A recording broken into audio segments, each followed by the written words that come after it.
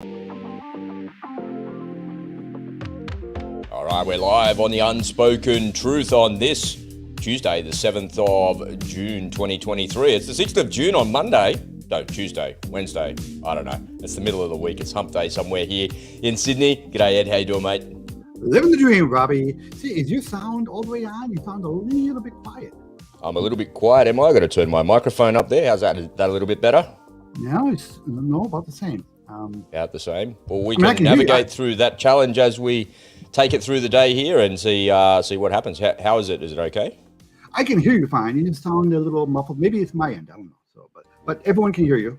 All right, that's good. So what's going on in your world today, mate? Anything new? Anything fun? Anything happening?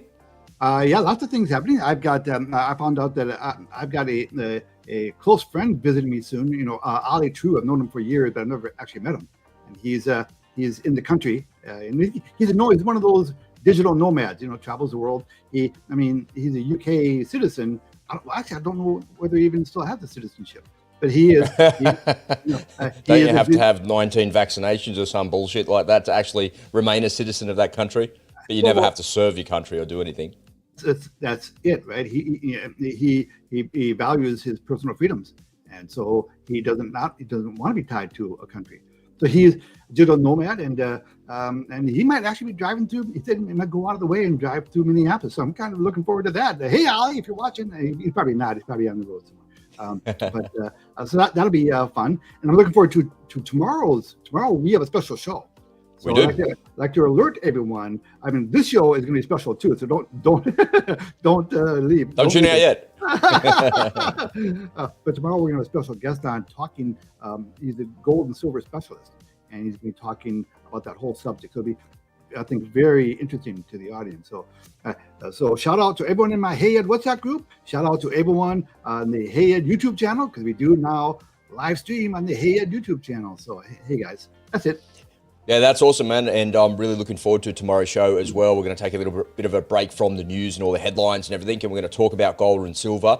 And folks, you will be wanting to tune into that tomorrow, same time.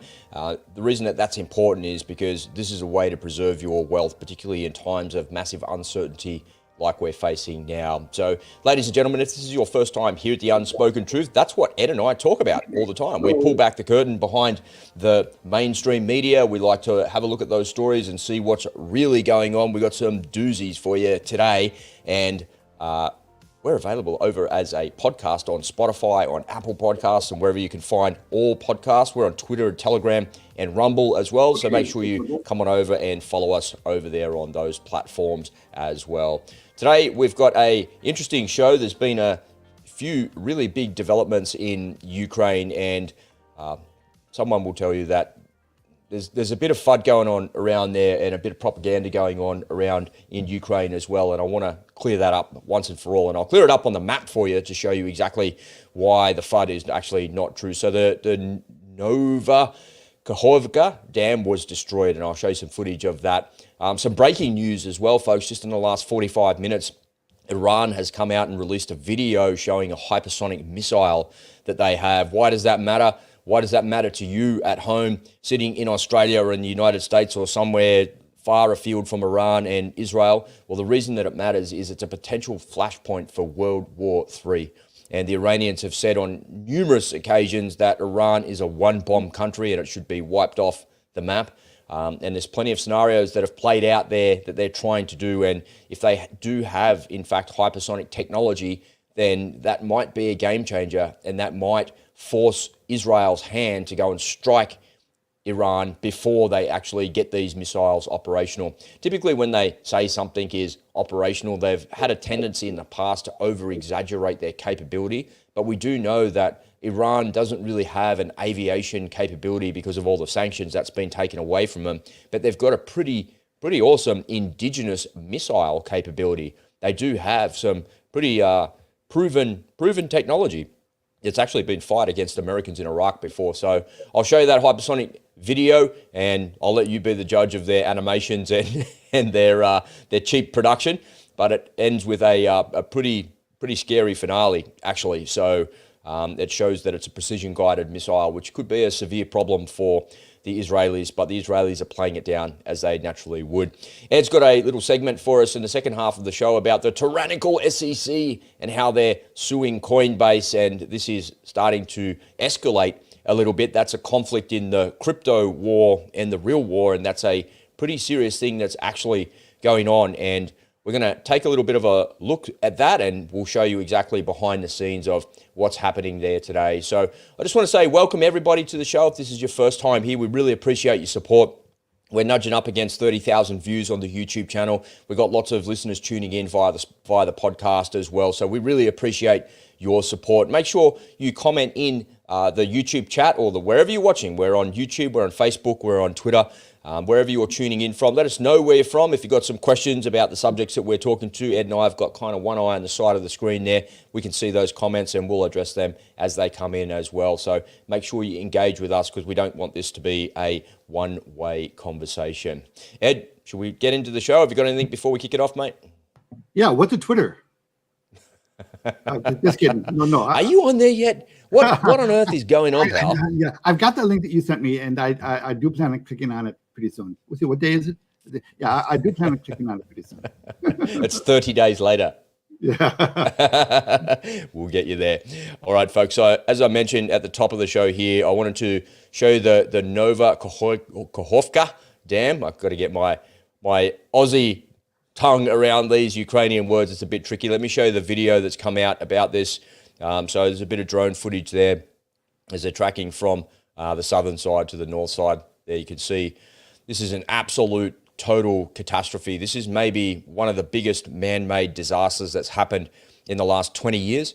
And when I show it to you on the map, you'll see why quickly. But you can see what's happening. So they blew the dam at 3 o'clock in the morning. And there's a very specific reason why they've blown that dam. So there's a bunch of people out there saying that the Russians did it, but then there's a whole bunch of people out there saying the Ukrainians did it. And I think what they're saying is, you know, Russia didn't blow up. Yeah, false flag, right? Russia didn't blow up its own Nord Stream pipeline, and they didn't blow up the dam either. But actually, I disagree. That is a Russian operation for sure, because last time when they were in this part of the world, and it's down in the southern part of Ukraine in the Kherson region, last time they were down here and we were encroaching into this part of the world, we could see that the dam was rigged to blow. So I've been in the last couple of days watching a TV show on Netflix called The Days, and it's about the Fukushima nuclear disaster and what actually happened. And I was thinking that that's probably, I got to the last episode last night and I thought that's probably the biggest natural, or the biggest human-made disaster. It's caused by a natural disaster, right? It wasn't human-made, caused by an earthquake and the tsunami, of course. But I thought that's the biggest thing that we'll ever see in our lifetime. But I think this, you know, it's not a nuclear disaster, but the ecological disaster that it will create will affect literally hundreds of thousands of people for decades to come. And it is just, I don't know what bright spark thought that this was a good idea. And it's like these Russians don't seem to understand the third and fourth magnitude of like results. You know, when you do something like this, there's 3 or 4 or 10 things that happen downstream from this that are going to be caused as a result of this. And it's like they don't fully understand. What do you think, Ed, when you see this? It's like an absolute tragedy, man. Well, yeah. I mean, I'd like to know, I mean, what's the logic behind it? I mean, I'm sure they had some reason for doing it. Is it meant as a distraction? Is it meant to wipe out a key, you know, production area of food for the Ukrainian people? That's a good question. Let me show you. I'll share my screen here, and I've got a couple of maps I can show you. So the first one is I'll show you the deep state map. So this is the dam just here, and I'm just going to be careful with my mouse because she runs away from me. So this is the dam as you look at it right there, and if I can swap it all out. Okay, so it's on the border there. It's on a river that borders the two countries. No, so on the southern part of Ukraine, that's where my mouse is there on the southern part of the map, on the bottom of the map. What we're looking at is the occupied territories, and the Russians blew all the bridges way back when they took the ground in that part of the world as well. Why isn't the satellite map working? It's the default map, the satellite map. So I'll show you here on Google Maps because I've got it ready. Okay. It's a bit easier to see. Yeah. So the disposition of the troops is what I was wanting to show you there, so you can see. I just won't zoom all the way in. So the Russians are occupying the southern part of Ukraine here into Crimea. So here is where they're all dug in on this side of the river, and the Ukrainians took back this part of Kherson, you remember, probably about 9 months ago. So the Russians were in here, they came out of Crimea and took all of this land. And the reason for that is there was a series of bridges there, and they just crossed the bridges. And then when the Ukrainians counterattacked against them, they took back this part, and the Russians blew all the bridges on the way out. And the dam was the last part of it to remain. So what it actually meant was when the counter-assault actually happens, the only way, because they were able to cross the dam here where my mouse is. So I'll just zoom into the screen. That's where it actually is there. And as I pull out, that was the final river crossing that they could do. Okay. And now that what they have to do is they have to come up over Zaporizhia and come down here. That's the only way that they can actually do it. But it is essentially on the border there between the Russian occupied area. Yeah, correct. And the Ukrainian forces. So this is why I find it kind of curious, because normally in war, this kind of an event you would do. It's an act of desperation, right? It's because if you have a high degree of confidence that you're going to take your objective, that you're going to take over that country, you don't want to destroy important infrastructure. You're going to want that infrastructure intact, right? So why? It makes sense. It makes sense what you're saying, but the Google map has a bit more detail on it, right? And it kind of shows it a bit more. So the dam is just here, and if you look at the river is quite wide here, and you saw in the footage how wide the river is. You know, it's sort of 800 meters, 900 meters wide. If you go up further, the river is quite wide. But if you come down here, down the bottom near Kherson, with the river just here is actually, it's pretty narrow and it's easy to cross. So this bridge has been destroyed here. This one here has been destroyed as well. So the counter assault from Kherson, there's all the boats that were given to the Ukrainians. They were going to launch across the river here, but this is all marshy. So this is all marshlands here. And if you look at you can cross the river. It's only a couple of 100 meters wide there. It's not very big. But then getting across there's not many Russians dug in this part of the world. And if you look at the deep state map, there's not much. There's here in this small town here, and then just over in this other village just over here. And the reason for that is because there's just no way to get your heavy vehicles across there. That's like a straight up infantry crossing there. All right, so is that the Dnieper River? Do you know? Yeah, it is. Yeah. Okay. All right. So, like you just said, most of that down there is marsh anyway, and they couldn't cross it anyway. So why would they blow it? Why would they flood it? It seems they defeat the purpose. I mean, what's the point if the Ukrainians can't come across through the marshes anyway? Well, no, they can come across there, and that's what they've been waiting for, right? So they've got the boats to get across there now. We know that because we've seen all the footage. And as the boats come across, then they can launch their infantry there. But if you go further upstream, look how wide the river actually is.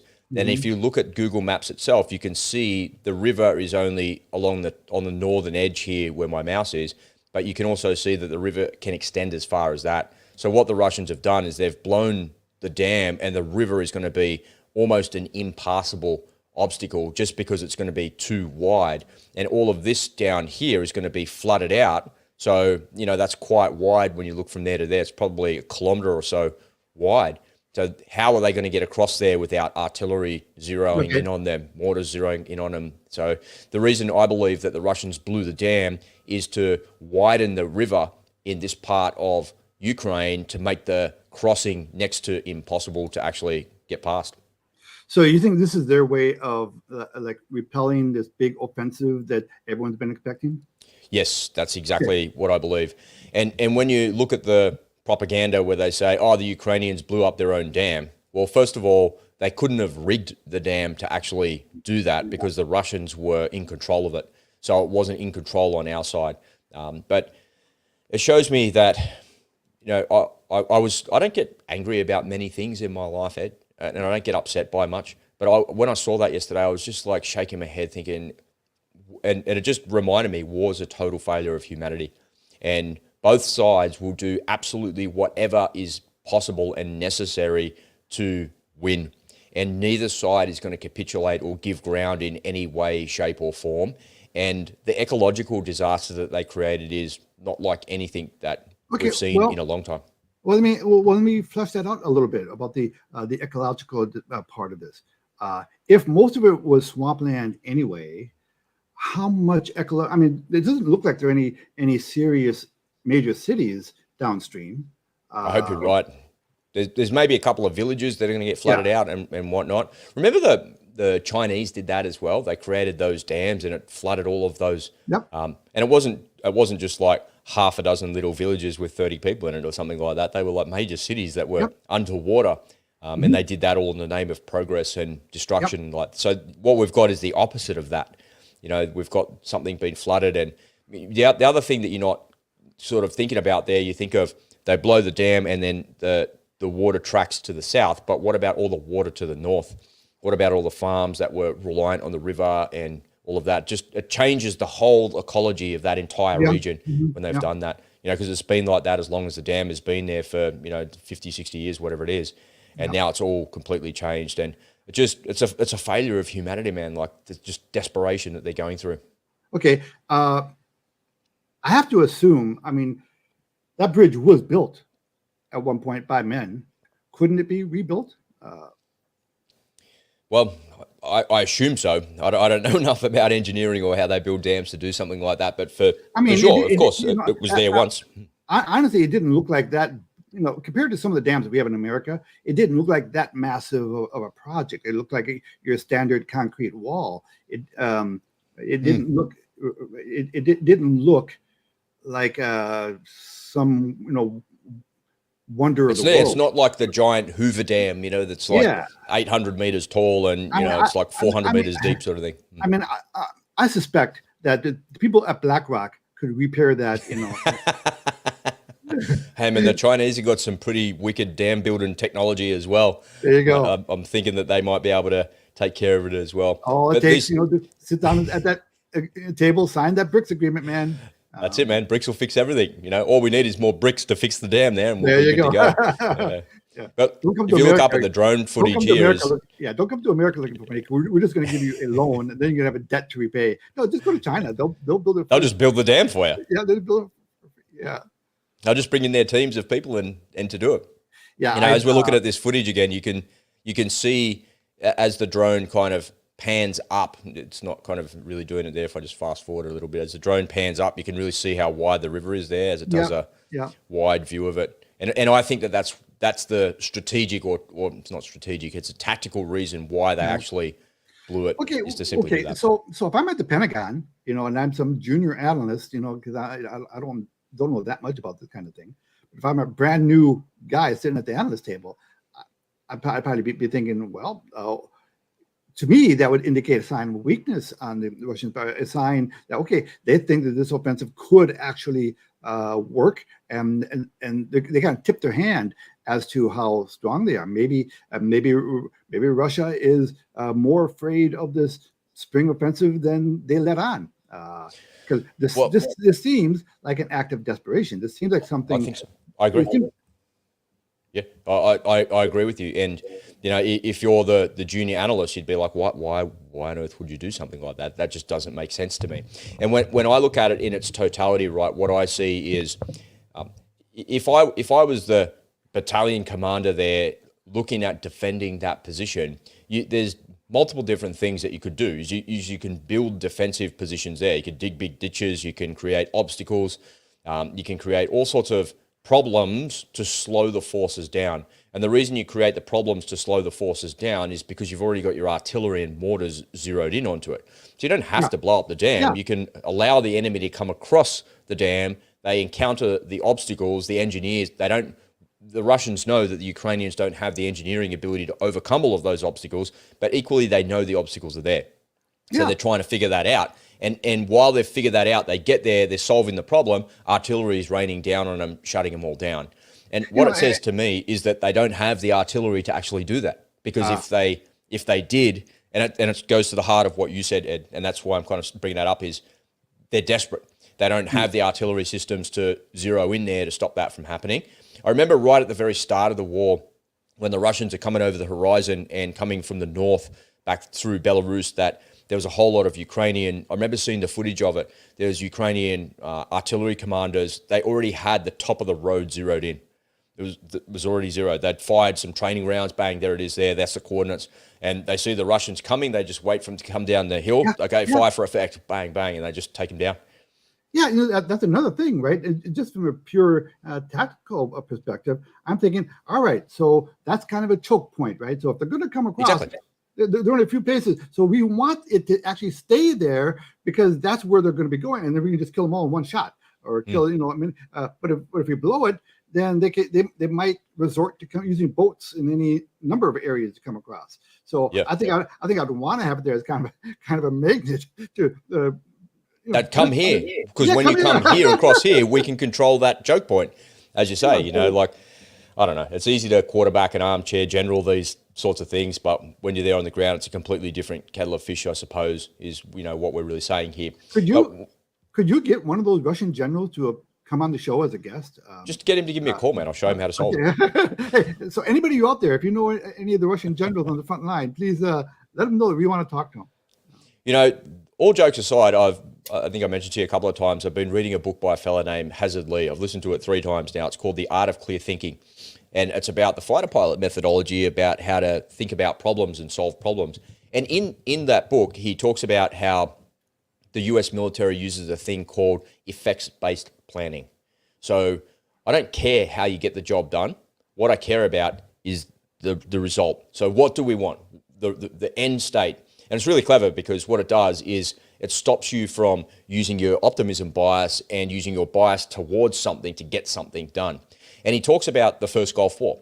And when I hear that story, I know that story really well, right? And I know from listening to the detailed analysis of the story that he tells in the book that the Russians' way of war is totally different to ours. So in the first Gulf War, you might remember in 1991, the story was that we had this massive build-up that went for months and months and months in Desert Shield, which turned into Desert Storm, and then we went across and to kick the Iraqis out of Kuwait. And what they had to do first is they understood that the Iraqis had this really sophisticated integrated air defense system. Their IHADs were so sophisticated and it was layered and it had depth to it, but it had centralized command and control that needed to be taken out. And we couldn't take that out until we took the early warning out. And never in the history of modern warfare had we ever used helicopter aviation to go and be the first strike of the war. So what they did is they said, what do we want to achieve? And they said, well, we want to take out the early warning radars to open up a gap in the air defense system and send the Air Force and the Navy through there to go and bomb the targets and begin. And what they decided to do was to use Apaches. And the Apaches were coupled with some other aircraft that had GPS navigation, because the Apaches didn't have that. And they're following the terrain at 50 feet at nighttime. They can't see anything. They don't know where they're going. It's featureless, so they need GPS to get there. So these payloads get them in there. The Apaches follow them. There's the targets. They engage the targets, destroy the targets. Then the follow-on forces above them are actually going there. And when you listen to that story, and you've probably heard that story before, the Apaches were the first strike of the Gulf War, and then the follow-on, then the F-117s took out the power stations, the command and control, the IHADs, and then everyone else came in after it. So when you listen to that, you think, that's exactly what the Russians should have done in Ukraine. They've got massive helicopter forces. They've got hundreds of helicopters. Why didn't they use their helicopter forces to take down all their radars? Yeah, and that saves their air force. And then the follow-on air forces come in, get air superiority in the first couple of hours of the war with overwhelming force. They've got overwhelming technology to do it, and then bring in your airborne forces to parachute in or to air land in and fight your way in. And then you've got all the air support that you actually need. And the really strange thing is, all of this already exists. The Russians knew about what the Americans did to be successful. The Chinese already knew what they've done to be successful. Everybody studies everybody else. But the Russian way of war is so old-fashioned and arrogant that they didn't think that they needed air superiority. And here we are today. They've blown up a dam. Like, what a mess. Maybe they were just overconfident in the early going. I think so, because they thought Kyiv would fall in like 3 days. Yeah. And that's what I'm saying is the orders of magnitude and the 4th and 5th level results and ramifications of what they're doing here haven't been thought through. And the ecological disaster that they've created they want to seize the land because it's the most productive land in Europe. And they're trying to seize it. They're trying to create this buffer, but you're destroying that in the process. It's like a good point. An absolute tragedy. Russia is known. Ukraine is known, even by Russia, mostly by Russia, as the breadbasket of the world. The breadbasket, certainly the breadbasket of Russia. At least it used to be. And so I'm wondering careful, you get us cancelled there. I'm wondering, or maybe we'll gain followers. I said, good morning, some Russian bros. But I'm wondering how much of that productive farmland is in that area. I don't even know that much about the geography of Ukraine. I know that it's the largest landmass country in Europe. Most people don't know that, and that it's a massive supplier of all sorts of things, wheat, fertilizer, and many other things. I don't know what I know. The eastern part of the country, like the Donetsk area, is famous for its industrial output. A lot of Soviet tanks from the old Soviet area were built there in Donetsk, actually, and Luhansk. So I'm thinking, isn't the East more industrial, like metal and mine working, and then the western part of the country is where the agriculture is, right? I thought the southwestern part is where the agriculture is. Well, it wouldn't be hard to look at a map and see the disposition of where they grow everything is. What you do know, and what I know as well, is from what we've seen, is you see these massive wheat fields, man, like as far as the horizon goes, and the crops and everything that they have. It's like incredible what they actually have. It's but again, I'm wondering, outside of maybe spoiling the season for the water skiers in Kyiv on the Dnieper River. Outside of that, corrupt politicians. Once China comes in and builds that brand new spanking shiny dam, next year, then it'll be back to the water fills up again, and the water that's in the swamp, goes down and settles into the soil, becomes a swamp again. I'm wondering how much long term. It doesn't look like it's going to be going over an oil field and spreading oil everywhere. It doesn't look.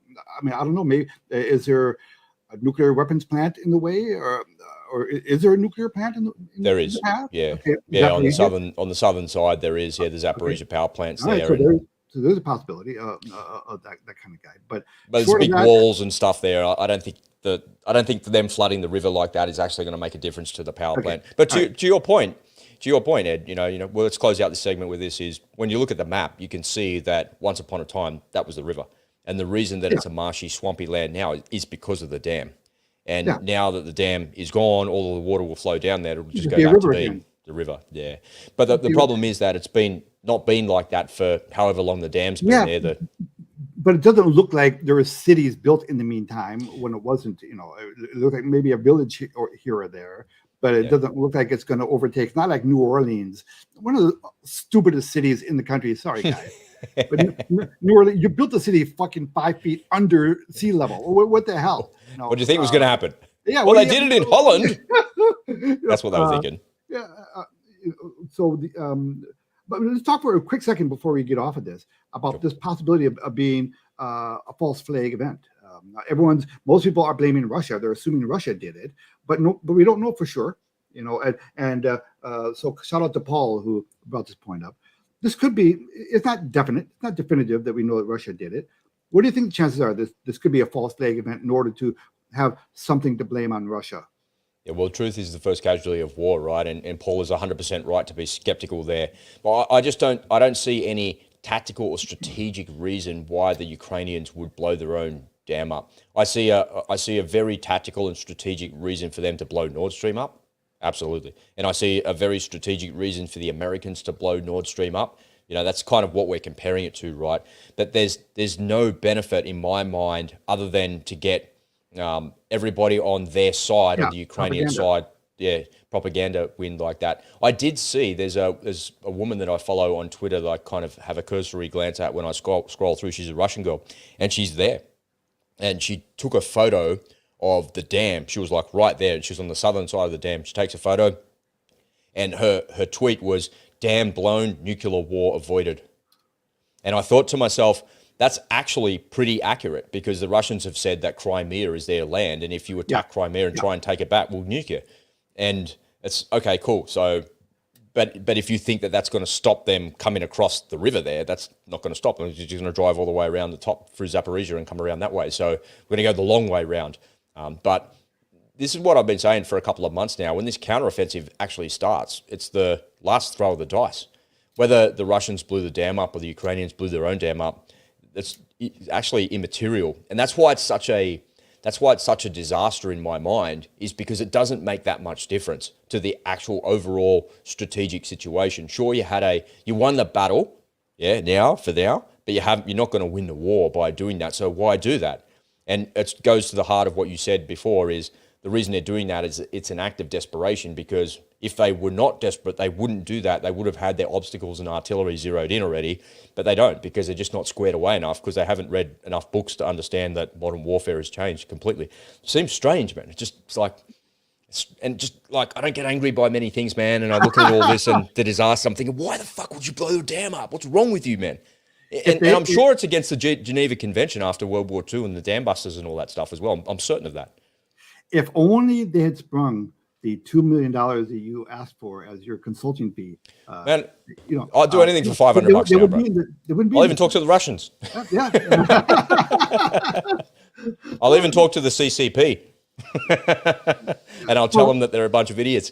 For a price. Get the money first. Make sure the check clears first before you. I'll just tell them. I just want them to ring me and ask me, and I'll tell you exactly how stupid you are and why you're so dumb and why you're going to lose. There you go. Yeah, get that on video. When that happens, make sure you get that on video. Yeah, it's crazy. All right, speaking of war being a total failure of humanity, we have found out in the last hour or so that Iran have unveiled a hypersonic missile. And as I mentioned before, the reason that this actually matters is because this is a potential flashpoint for World War III. I really believe we're already in World War III in some way, shape or form in Europe, because we're all being sucked into that. Remember, World War II started in 1939 and nothing really happened it actually started in 1938. When the Germans invaded a couple of different countries. They went to Austria, Czechoslovakia, and different places like that, and it eventually started into a shooting war with the Polish, and then off it went. So it went on for quite a while. So this has been only going on for the better part of 18 months. It might go for another 6 months before NATO actually get pulled in. And the Ukrainians are throwing their toys and getting upset, saying that we want a NATO security guarantee. We understand we can't be in NATO, but we want a security guarantee. Which means, okay, if you're now in the security guarantee, we're going to bring our Air Force in and we're going to start, NATO versus Russia, off we go. So now that could be the escalation into World War III. But there's other potential flashpoints as well, folks. There's the China-Taiwan, there's North Korea, South Korea, and that's a giant ruse, that little circle there in that part of the world where the Chinese go, hey, Kim, time to invade, go. They go and invade there, draw Americans, the Quad, and everybody into that fight there between North and South Korea, which would only be a very short conflict, and then the Chinese are going to invade Taiwan, and we can't fight a war on three fronts. And then on top of all of that, the axis of the new George Bush axis of evil, which is Iran, Russia, North Korea, and China, we're giving the Chinese the Chinese are giving the Iranians all of the missile technology in exchange for the oil.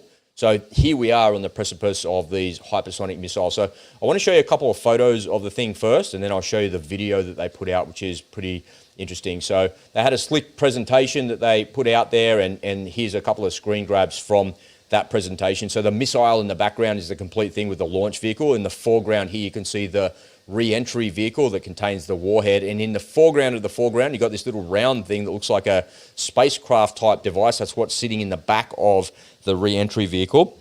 And you'll see in the video in a second exactly why they're showing you that, because this thing is maneuverable. That's what they're showing to you there. So here's another kind of clearer close-up picture that's sitting inside of it there. There's no secrets here, folks. Everybody knows how this technology works. We know what's going on with it. The thing that I kind of look at with this is, why don't we have hypersonic missiles? And I look at that and I think the reason for that, the only conclusive reason for that, is because we chose stealth. We chose stealth over hypersonic. Yeah. And the reason for that is because just because you can get something to go more than 5 times the speed of sound doesn't necessarily mean it's actually going to get through the enemy's air defenses. Because if they can figure out a way to counter your hypersonic threat, then all that effort going to that effort is not really going to make a difference. So what we've decided to do with our weapon systems is to go after stealth. So you got long-range anti-surface or anti-ship missiles, LRASM, RASM, JASM, and the different air launch platforms that we actually have use stealth technology to penetrate the enemy's air defenses. Russia, China, and Iran now, we now know, are using hypersonic technology to try and penetrate our air defenses. And the idea is that these things follow a ballistic trajectory, but what they don't do is they don't go all the way outside of the atmosphere like an ICBM does. So think of a rocket. When a rocket goes, if you ever watch a SpaceX launch to try and get into orbit, in order to get into orbit, you need to get to 27,500 kilometers an hour to get out of the Earth's atmosphere, to get into orbit to be able to do that. That's why space is so hard, right, to be able to do that. That's why the rockets have different stages to do that. Stage 1 that comes back to Earth, and then stage 2 keeps going, gets them into orbit. That only takes a couple of minutes to get into orbit. It just takes like 2.5 to 3 minutes to get into actual orbit itself. So an ICBM gets into orbit and then follows the trajectory over planet Earth and then re-enters the atmosphere. Now, the reason that is such a bad thing is because it's coming back into the atmosphere at 25 times the speed of sound. And if we're going to engage with that, we need to hit a bullet with a bullet, essentially. But if you're trying to hit a bullet that's maneuvering, that can maneuver as it's coming in, there's no way that you can actually do that. But what we've seen in the last couple of months, really, is that the Russian Kinzhal missiles fired from a MiG-31, they fire up into the atmosphere and then they come down in a trajectory, and they're coming down in a ballistic trajectory, but they're only coming back not as fast as what they say. It's said that they're flying from one side of Russia to the other and testing at about 10 times the speed of sound, but as they're coming back into the ballistic trajectory, coming back down to hit their target, they're not traveling at 10 times the speed of sound. And when you see the video that I'm about to show you, you'll see that this Iranian missile is not traveling at 10 times the speed of sound when it hits the target either. Look, you can just tell that it's not, because you can actually see the missile. If it was going 10 times the speed of sound as it's coming back in, you wouldn't see it. It'd just be like a streak in the sky and hit the target. But when you watch the video, I can't really tell if it's slowed down. Even if it's slowed down at 60 frames a second and somebody's created the slow motion video of what's going on and sped it up to make it look like that, it's still not traveling at a ballistic re-entry trajectory, which means if that's the case, it can still be engaged, maneuvering or not. So that's the failure of this hypersonic technology, is that even if it is maneuvering on re-entry, our radar systems and our missile systems are sophisticated enough to hit a moving target. And it's been done before. We've done it with aircraft, we've done it with re-entry vehicles, we've shot down our own ICBMs before, it's all been proven.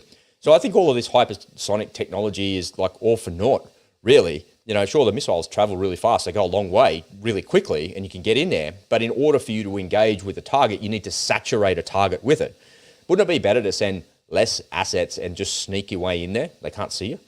That's the choice we've made, right? You know, it always comes down to two things in the world. It doesn't matter what it is, if it's VHS or Beta, if it's Apple or it's iPhone, there's, you know, if it's Ford or General Motors, there's like always two choices that you got to pick, and we've gone for hypersonic or stealth. We picked stealth, they went with hypersonics, and I think that that's a categorical mistake. So let's take a look at the video. I'm going to pull the sound down on the video because it's a bit annoying, but I'll let that play and I'll talk to you about it as it's actually playing as well, but I'll just pull the sound back on that a bit.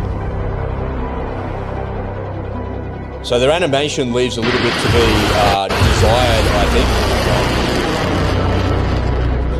Regular missile launch, you can't even tell if that's actually it. I assume that's it. It sure looks like the fins on the rocket that we see in the pictures. See how it's not going straight up, it's following a trajectory. So the reason that these hypersonic missiles don't fire straight up like that, like a ballistic missile, is because the idea of the hypersonic is it doesn't go outside of the atmosphere, it skims across the top of the atmosphere. And as it's skimming across the top of the atmosphere, so our space-based infrared looks down and it can see the missile launch, but then it can't track it because it's skimming across the top of the atmosphere. It's not following an arc that you would otherwise predict. So it makes them really faint and really hard to see. So we know the Chinese missile technology does that, the North Korean stuff as well, and now we know the Iranian does as well. That's how we know that they're all sharing the same tech. Yeah, there it is. It's just muted. So there's a little bit of footage there, Ed. Tell me if you think, do you think that that's actually real in space there? The quality's no, a bit shit. No, that's graphics. That's what do you call it? That's no. Are you sure? I look closely at it, man. I actually think it might be the footage where looks like they're in the very top of the atmosphere at a couple of 100,000 feet there. It looks like they're in space. See? And then you find this really shitty animation here from Looney Tunes in the 1960s or something. But they do a good job kind of showing you what it's doing, right? And so here's the engine technology. So in the picture, we saw the little round ball with the engine on it. So it's showing you here that it can maneuver left and right. Now it's showing you can maneuver up and down. And, you know, the speeds that it's traveling at, it doesn't have to go very fast to actually do that. So the re-entry vehicle, again, showing you that it can fly the S-curve like that. And unless it's coming in at 25 times the speed of sound, who gives a shit? And then it's showing up and down as well. We can still hit that. There's different, remember there's different, in Patriot systems, there's Pack 2 and Pack 3. Pack 2 is a direct kinetic hit. Pack 3 is something that's actually proximity hit. So we can still hit it.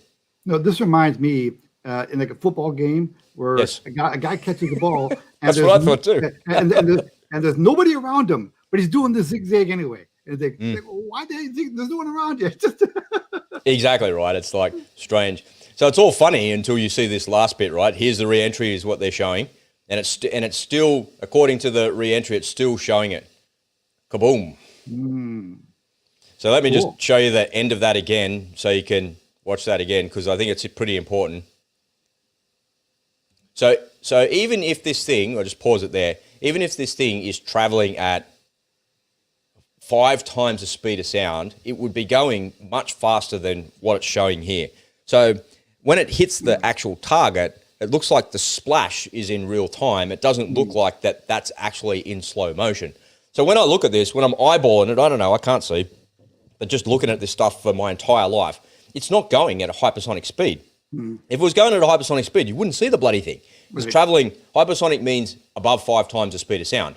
But this thing doesn't look like it's going 5 times the speed of sound. It looks like it's like a regular cruise missile type speed at 400 knots.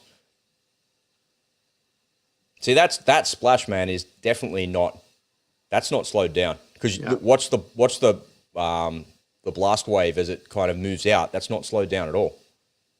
See? But it's deadly accurate, huh? Whatever they're aiming at, whatever that target is on the ground. We'll assume it's accurate. So is this out of Iran, you said? Yeah. Okay. So to me, this looks like a video invitation to Israel to come bomb us. Yeah, the Israelis like whatever, man. You've got that. We've got something better for you. We don't give a shit. I suspect there are people who they've got plans. You know where it's a problem? Like you think, oh yeah, they show you a video of one missile and they talk about one missile, but if they fire 50 of those things at you at once, you're stuffed. You're in trouble. Like 10 of them are going to get through. Well, we've seen that in Ukraine. We've got the world's best air defense systems there with Patriot and NASAMS and IRST and stuff like that. We've got the world's best stuff, but the missiles and the drones still get through no matter what. It's just unfortunate, just saturation of those targets. And if the Iranians do that at scale and they fire 100 missiles at the Israelis, they're in big trouble, man. If I were the Iranians, I would not telegraph this stuff. I know, it's crazy. Yeah. Listen, man, just get them to come and pay me $500 an hour and I'll tell them not to telegraph it. Well, they can just tune in here for free and we'll tell them not to telegraph it. Instead, they make a Hollywood production of it and show it to the world. What the, no, doesn't make any sense, right? So why would they do that? Like, what's the unspoken truth behind that story? What do you think? Well, maybe it's a scare tactic. Maybe it's a way of trying to get money out of the West. Maybe it's a ruse in order to say, you know what? Unless you do it's what you call it? I'm trying to think of the word. It's maybe this can kind of help you with it a little bit. So in the last month or so, we've had a defense strategic review here in Australia. Extortion, that's what it is. Sorry. And so what we're trying to do here in Australia is to say use deterrence is what they're using. But that's not a deterring thing. A deterrence is like we've got missile defense against your stupid stealth planes. We've got missile defense against the missiles that you can fire at us. So come at us, bring it. I don't care. Have a go. But that's not really deterrence. So what Australia has done is it's moved to a posture of strategic deterrence to make us really prickly to attack. But the Iranians are not putting that out to show deterrence. What they're doing is putting it out to show offensive capability, to say, we're coming for you. And the great northern war that's coming in Israel, when you're surrounded by Hezbollah in the north, you're surrounded by the Houthis in the south, and everybody else that's around your little tiny country, we're going to wipe you off the map. And they could be massing for that. The Israelis would be in big trouble, man, if Hezbollah and everybody else that's supporting them, Iran and Syria, and they hand them off with precision-guided missiles. Because in the past, we haven't seen PGMs. All we've seen is just rockets fired from somebody's backyard, which look like 4th of July rockets. Well, with those kind of weapons, Iran doesn't have to do a whole lot of, quote, amassing. Like, Israel is a one-bomb country. So there's not a whole lot of amassing that needs to be happened if they have those kinds of missiles, right? I mean, 3 or 4 of those guys, even if they're not nuclear, but 3 or 4 of those guys with just really powerful warheads in the right spots in Israel. And that's it. That's the end of you. Yeah. You take out your major key infrastructure points, your command and control, and you're in big trouble. Take out your air bases, take away your air force capability, you're in big trouble. And I look at it, and over must have been the last 4 or 5 years, there's literally been hundreds of airstrikes in Syria, and the Israelis are going into Syria on a regular occasion because the Iranians use Syria to transit through to Lebanon to get all of the key components for their precision-guided missiles to Hezbollah in Lebanon. Well, that's what the Israeli military will have you believe. They're pretty hush-hush about it, but it does come out. They do talk about that. Well, we went after them again. Remember they went and blew up Damascus airport? Yeah. And the reason they blew up Damascus, they took out the runway there, for heaven's sake. But it's like complete silence because they're like, don't you say anything about that. That's because the Iranians were going in there and putting in cargo from, with their transport aircraft for precision-guided missiles. And now if they've got a capability like this thing, so this missile is called the Fatah. So the Fatah has a 1,400 kilometer range. Well, we don't worry about going so close we don't have to go through that part of the world anymore. We're not going to be subjected to F-35 airstrikes anymore because we're 1,400 kilometers away outside the range of your jets, and we're just going to fire our missiles there. And we're going to fire 50 of them at you. And now what are you going to do? So every threat that's there is countered by the Iranians, and every threat the Iranians have is countered by the Israelis as well. So, but look, that's a potential flashpoint for World War III because if that actually gets going and they do fire a nuke, all of the Abraham Accords will be drawn into that to fight against them. And man, what a mess! Yeah, can we fight a war on 2 fronts there like that in Europe and then there? No. If you listen to our own Pentagon, they said as of 2 years ago that they could not fight a 2-front war right now. Which is their mandate. Their mandate is supposed to be to maintain our readiness status so that we can fight a 2-front war. Forget 3 fronts. If you go 3 fronts, you're really screwed. But at the moment, we cannot even handle a 2-front war.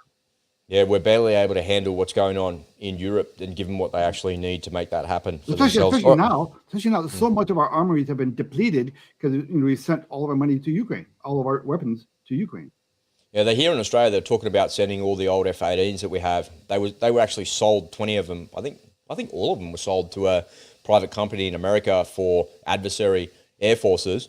And there's a whole lot of. We've got A1 Abrams, and we're getting A2 Abrams, and the Ukrainians are saying, "Hey, we want your old tanks. Pass them over here." And the Australian government is now considering handing over the F-18s and handing over the M1s as well. And you're kind of like scratching your head, going, man, this thing is like escalating. It's not getting any less. It's only going to get worse. And I don't want to be the bringer of doom and gloom, but I'm just saying, every step it gets worse. There are plenty of people in the world who benefit from this war.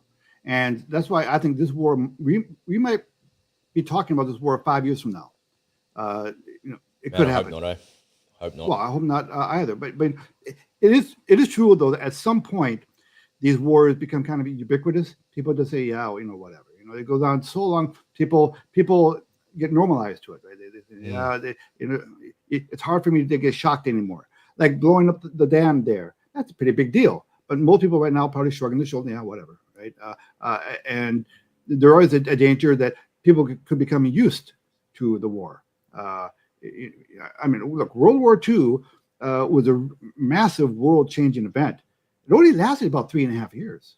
It's relatively short. And here we are, like nearly halfway through that timescale there with something like that. And, it comes down to that normalcy bias that you're getting used to something. It's not normal that you're seeing missile strikes happen on a major capital city on planet Earth every day. But that's what's going on. So, all right, let's move off that war, doom and gloom. And I just want to remind you folks that today's show is brought to you by you.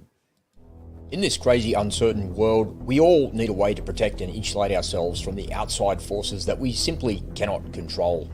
I'm a news junkie, and after a lifetime of constantly immersing myself in the darkness and the despair that engulfs the world, the path to shield myself and my family has become crystal clear. I want to invite you to come and join me in the Unspoken Truth community, where I'll show you how I protect my family from this crazy world. You'll get access to 3 masterclasses worth over $1,000, as well as our live events, training, and community of truthers just like you. Come on over to the unspokentruth.com.au and join us for just 50 cents a day. What are you waiting for? Get started now at the unspokentruth.com.au. All right, Ed, SEC are suing Coinbase. We're continuing on with a theme of yesterday and Binance having a hard time here in Australia and SEC trying to regulate everybody out of existence and put a whole lot of fines. What's going on with Coinbase, man? What did you find out? Yeah, I didn't want to talk about this topic 2 days in a row, right? We do like to mix it up a little bit. I mean, just yesterday we were talking about Binance and why it was an important story. The headline. Yeah.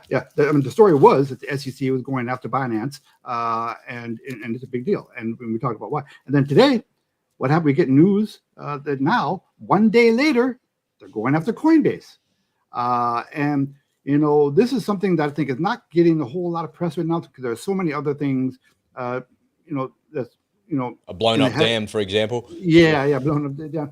So, but this is important stuff that people need to be aware of it because it is going to affect everybody. There's a theme to this. Now, I did do a short presentation on this, so I'll tell you the whole skinny on it. I think I uploaded it, so let me fingers crossed to see if it works.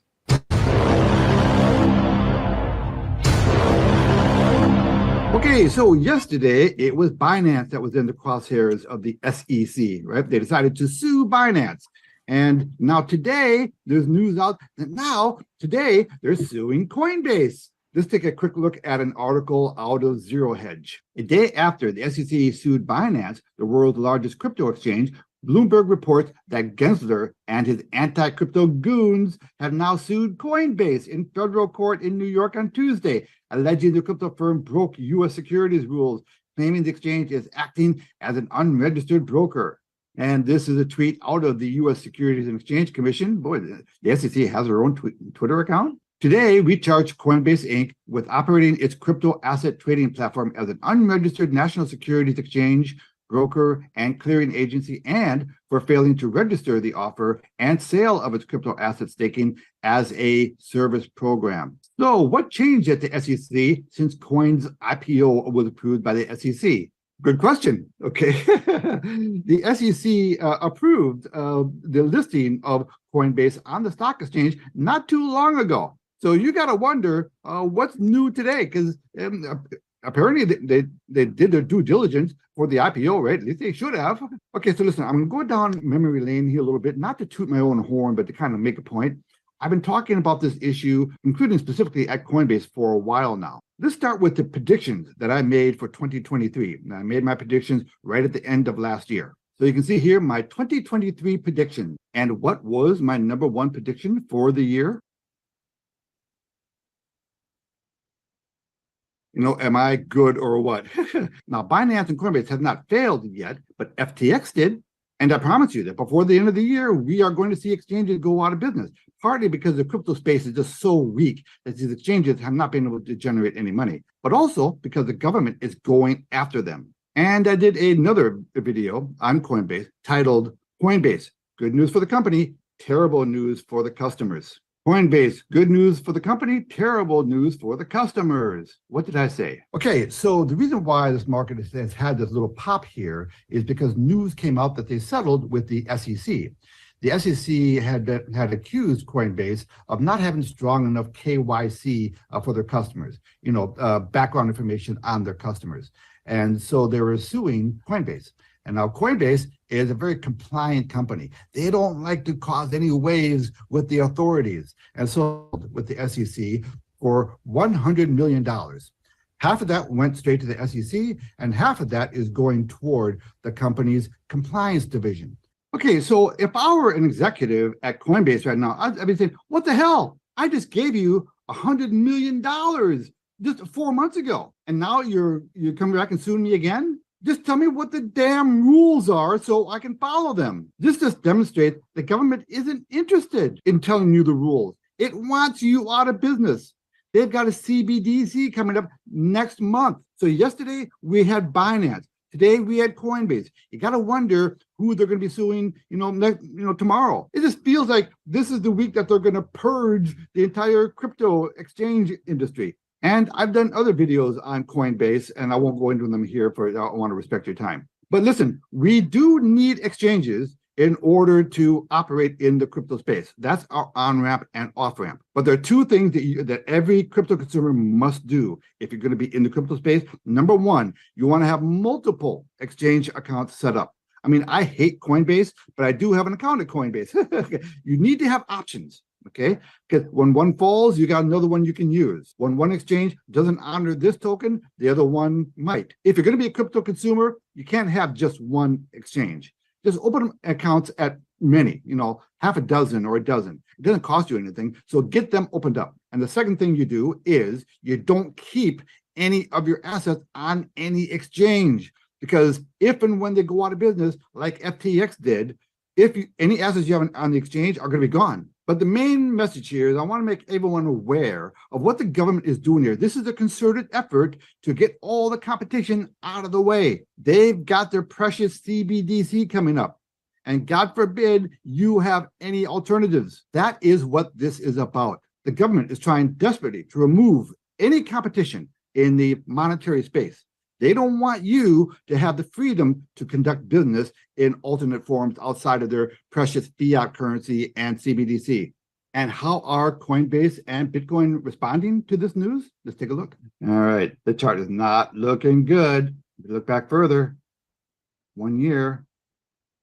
Look at this. Next support on this guy, next major support is down here at around that $31 level.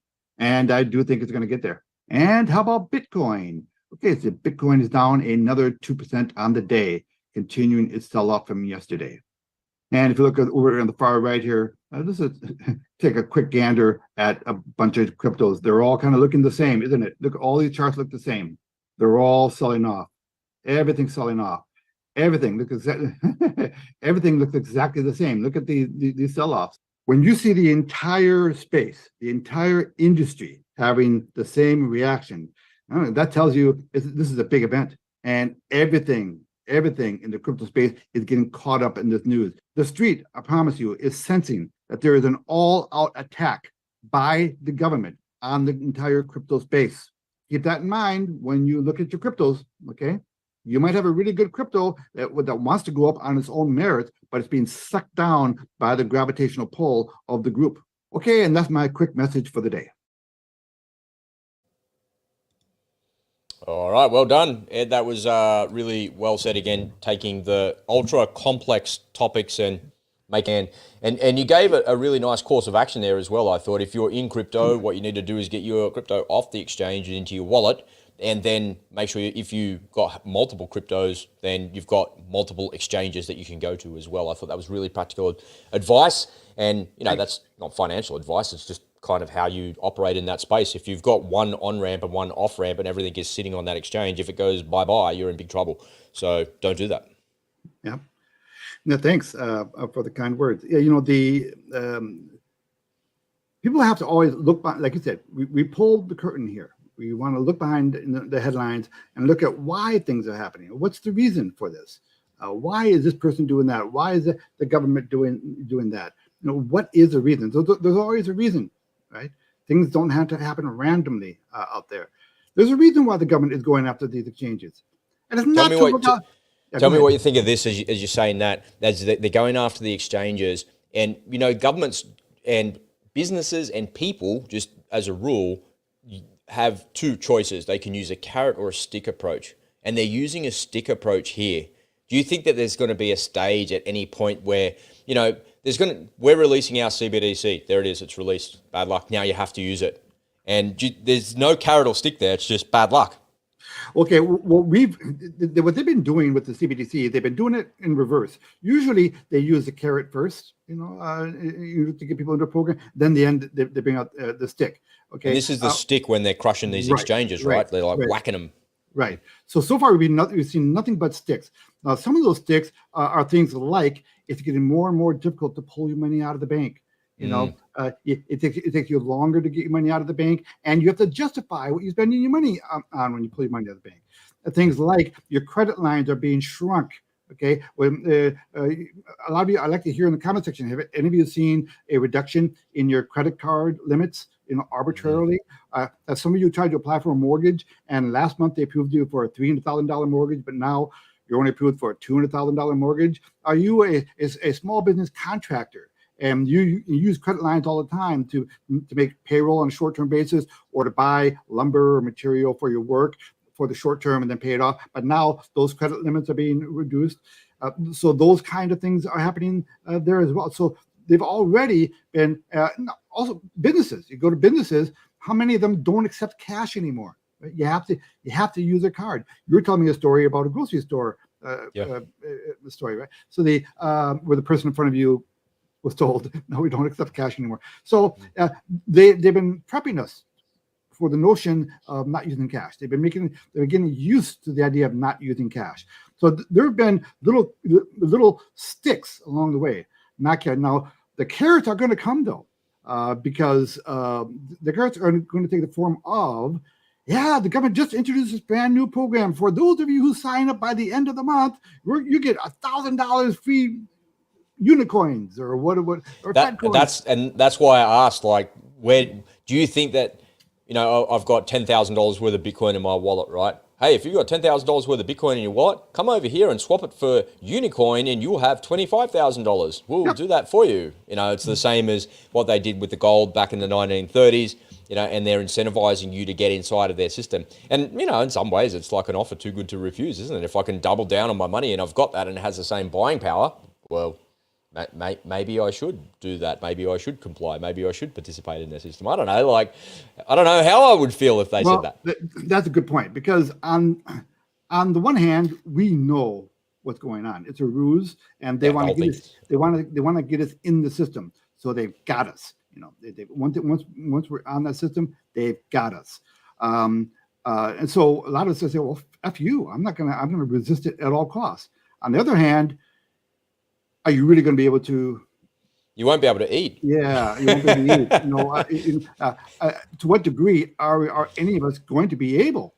I mean, unless you're going to move to the backwoods of Kentucky and live off of moonshine, and unless you do that, it's probably going to be unavoidable. The government is very powerful.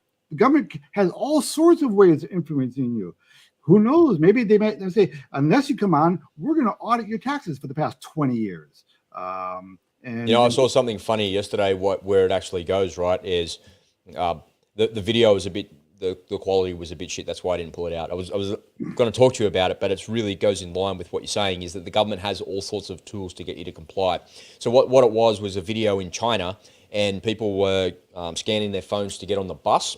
And when they got on the bus, there was a screen in front of them on the bus, and it's showing some dude's face in there. And he's a young guy, right? It just shows his face. And you're like, what is that? And you read the subtitles, and it says, what it's doing is showing you that person on the screen is on this bus, and they have a low social credit score. And what they're trying to do is to shame that person. Shame them. Yep. Yeah. And as you're at the bus stop, you scan on bit with your phone like that, and there's a big screen, what would otherwise be like an advertising screen on the, something think of a bus shelter. It's like a hollow square, and on one side of it is the picture of this dude, which is almost life size of his big fat head, and saying what his social credit score was low for, and he'd been a naughty boy, and he's about to get on the bus, and everyone's like looking at him, going, "Oh, you fucking piece of shit! Why don't you get your CBDCs, and why don't you eat your bugs?" And yeah, it's like that's the society we're moving towards, where people are shaming each other. You know what? If I feel like if I saw a picture of myself on one of those things, I'd take an axe to it, and you shame me publicly, I'll just destroy everything that's in my path. And you got to be careful, man. There's a lot of angry people out there that will burn down the system, and they'll try and destroy the entire system. You would hope so, right? But let me hearken you back to 2.5 years ago, in the middle of that worldwide flu that we had going on. All right. I wanted to burn down the system too. Yeah, and then the cops are out there bashing people, man. Yeah. Arresting people. And there were people protesting. There were people resisting. There were people who refused. That didn't stop. I mean, but it was a huge success, though. The problem is that they've got all the guns. They've got all the guns. Yeah. And they got all the incentive. They got all the sticks and all the carrots. Just get it, will you? Just get it, man. Then life can go back to normal. Just get it. And part of this shaming campaign that you say might be coming, it's here. It's been here. Look what happened on social media. I mean, unvaxxers. You're an unvaxxer. You should be ashamed of yourself. If your parents are unvaxxers, then you should shame them. Don't visit your parents. How about this picture on that? I got a question for you on that very point. What would you tell your sick child when they ask you, why did you let them inject me with something that everybody knew was poison, and the children are sick? It's a good question. And I saw another meme there as well. It's like there's two women there. They're talking to each other, and one girl says, "Why don't you just get it so it can all go back to normal?" And the other girl goes, "Well, the reason that when you get it, it will never go back to normal. That's why it's not going to ever go back to normal, because you complied and you did that." And I think you're right, Ed. I think you're right about saying, you'd like to think that people would resist and take an axe to that stupid sign with your face on it. Maybe I'd take a can of spray paint everywhere I go and draw a dick on everything, just out of spite. But there's nothing you can do. You can't fight the system, right? How do you fight the system? Well, and you got to be willing.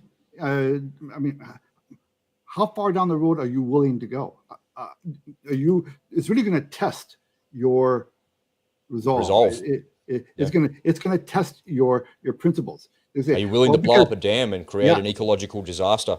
That person who did that clacked the clacker, man, they could have said, "No, I'm not doing that. We'll get out of the way. Give me your head to it." Well, the real question there is the end of that sentence is, if you get caught, are you willing to put up with the consequences? Don't get caught. Someone say, "Well, I'm not going to do it because I'm a principled person." Yeah, well, if you don't do it, we're going to take everyone in your family and send them to a gulag. All your loved ones are going to end up in a gulag. Yeah, okay, all right. What do I care? This North Korean society that we live in, man. When I got into the gym yesterday, I put my headphones in, right? I start there, and I wasn't even really looking. I scrolled through the playlist, and I just went like that. I just went play, and I kind of put it back in my pocket, and I was doing my warm up on the rowing machine, right? And the Rage Against the Machine song comes on, and I'm like, yeah, this is the song to start off to. And I finished my warm up 5 minutes later. The song only goes for 4 minutes. I went over to the weights thing, and I pressed play again. And I'm like, this shit is influencing me badly in the wrong way. And I'm pulling on the thing, going, "Fuck you! I won't do what you tell me." Switch to Rocky. Got to switch to the Rocky theme song. Some version of that, right? Something that's riling me up. And I'm like, when I get out of the gym, I feel like I've had 10 workouts because of the music and the psychological thing, the brainwashing that is happening to me.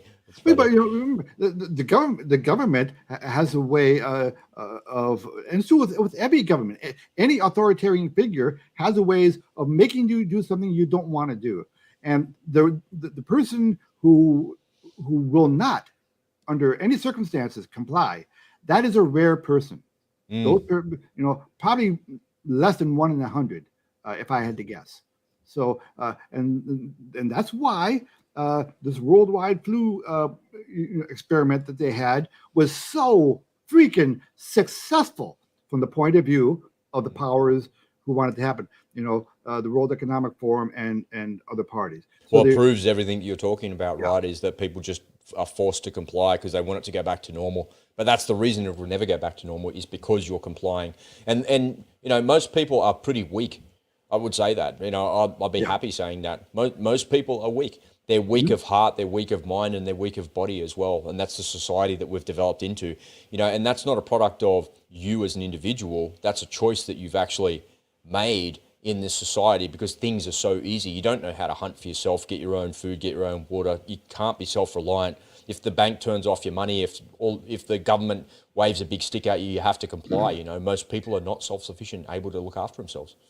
Unfortunately, it's easy to be brave, and it's easy to be a man of convictions when there aren't any consequences. Yes, exactly right. There's no way I would do that. No way I would do that. And when the time comes and you see what the consequences, that's where your convictions are really going to be tested.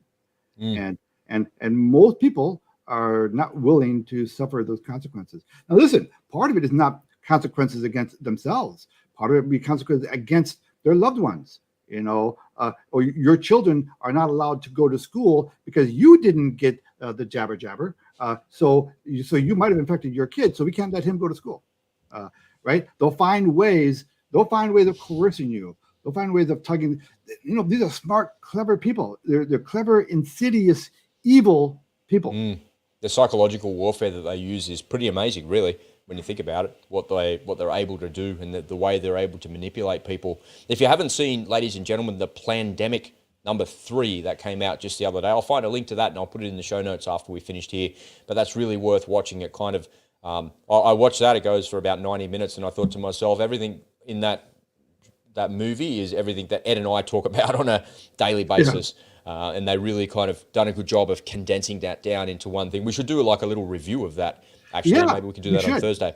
I was watching that last week live when you sent me that link. I took a couple hours out of my Saturday to watch it, and a lot of their material was like listed. I'm thinking maybe they're subscribers to our channel because they took some. The whole thing is lifted off Edward Griffin, who we've been talking about for the last couple of years. You and me. Yeah. And a lot of the actual clips that they used were clips that we've used in our videos, and No. What's good about it is there's a filmmaker there that kind of talks about how he goes all the way down the rabbit hole, and he's looking at that stuff for the last couple of years, and he's drawn the same conclusions as what you and I have. Yeah. And we ended up in the same place. And the reason for that is because all of it is in plain sight. There's nothing hidden here. There is no unspoken truth. They're doing it to you right in front of you. They're not trying to hide anything. It's right there. All you've got to do is join the dots on what's actually happening. And I think it's more important than ever that you pay attention to the news. It's more important than ever that you plug into alternative media, this channel, whatever other channels that you've got. There's thousands of them out there. Plug into them. And if you've got some that you think that we should be plugged into, ladies and gentlemen, please share that with us in the comments. We'd love to hear your feedback on that as well.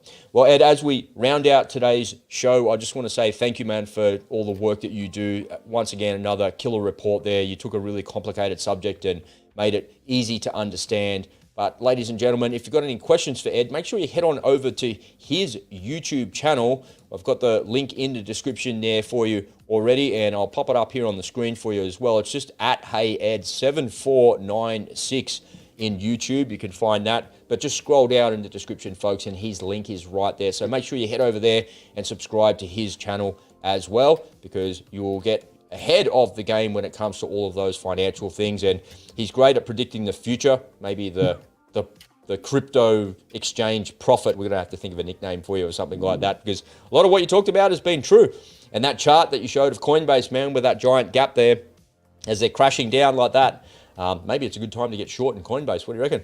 No, too late to get short. The time to get short was yesterday. No, you missed the boat? Short. Yeah, I missed it. How do we get on ahead of these announcements from the SEC? We got to ring someone at the SEC and try and hey dude, like feed me. That's the thing. Well, that is the best you can do. I mean, the charts. The charts. The charts. The charts. The chart is just it's just a pictograph of the current market consensus about that particular product, whatever it is. The market has a pretty good way of anticipating important things. If you know what to look for if you know what to look for. Now, sometimes you might be early, which is fine. So you're not usually going to catch it just right. You don't have to worry about catching it just right, because these kind of events, big sharp gaps up or gaps down, the reason why those happen because an unexpected event happens. That's what causes gaps, unexpected news in either direction. And so, by definition, they're unexpected, right? There's no way of predicting that they're going to happen. So, but the charts will put you in a position to take advantage. You can see clues ahead of time. Anyway, whole different topic. Don't start me on that, Robbie. We'll never get out of here. So. We'll go down that rabbit hole. It'll be fun. Ladies and gentlemen, make sure you join us tomorrow. We've got a special guest coming on, and we're going to talk about something that's not related to the doom and gloom of the world and the news, but how you can protect yourself with the time-tested assets of gold and silver. So we're really looking forward to bringing that show to you. But until then, let's get out of here, Ed. See you, mate. Bye for now. Yeah, buddy.